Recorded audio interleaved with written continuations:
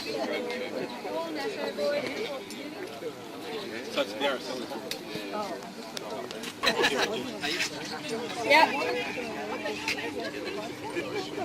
My name is Andrew Lamming, and welcome to this very, very important occasion today, where we recognise that in the next week or so, 100 years is a very long time, even by modern standards. Socrates argued that the most important thing to do was reflect on how one ought to live.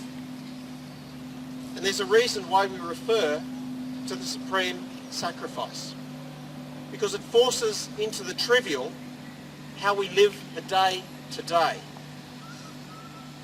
And asked to describe some worthy attributes, few of us would nominate courage first, except perhaps where a fireman plucks a child from a house fire. For the men and women we remember here, it was so much more than simple courage or showing some ticker. That's because courage can't be there all the time. Like an athlete, no matter how much they're trained to not contemplate defeat, it's inevitable that in dark moments they do. Just as someone serving must surely contemplate death. If courage ever wanes, then what can only sustain you is duty. And today, we have a memorial that we can all join in commemorating those events in our city, but more importantly, that we have the freedom to actually acknowledge and look back and talk about such freedom. Today really is about thanking those people who have made this particular memorial happen in such a fluent way. And I really would like to start by acknowledging Dr. Andrew Lamming, and of course this came about from a source of federal funding that we had to share across the city of Redlands. And if I could talk about collaboration in a different sense. Of course, 100 years ago, that collaboration which formed mateship, which formed the core of who we are as a nation, as a people, that collaboration resulted in many people losing their lives for our privileges today. Collaboration 100 years later was a group of community-minded people who support the acknowledgement of those who served our country in our city, coming together, sitting around a table, working out how we could all commemorate such an important milestone in our history. So we all know that we live in an amazing place in Redlands, in this country. It's because of those soldiers that fought for us.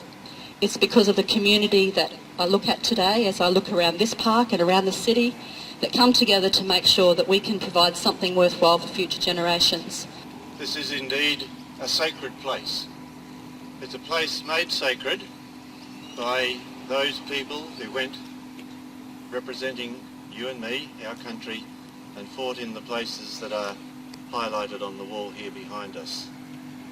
It's a place also made sacred by those who died in those conflicts, made sacred by those who returned home but suffered, and also indirectly made sacred by the families and the friends of those who returned and needed to nurse them through the periods of their life that followed. And so a place like this that is sacred, we now bless. This Anzac Centenary Memorial is dedicated to all of the Navy, Army and Air Force men and women who paid the ultimate price for their country, and for those people of the Redlands who appear on our cenotaphs and honour boards. There are too many people to thank in the building of this memorial. Everyone put in and everyone done their bit. It shows that people with a common goal can work together to achieve that goal. Let's breathe again. Karen Williams, Mayor Karen Williams and Eric Shaw, if they'd like to come forward please.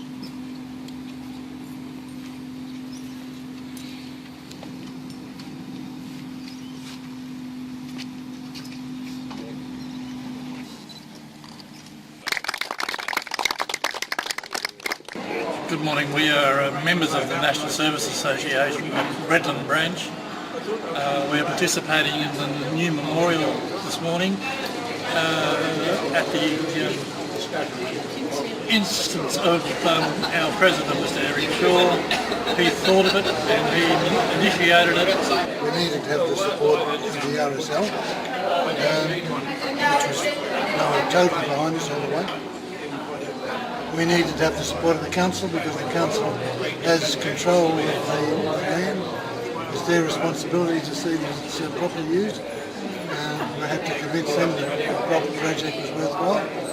And as I always say, the rest is history. Along the way we've had a lot of different people who become involved, and without the help of all of them, it couldn't have happened.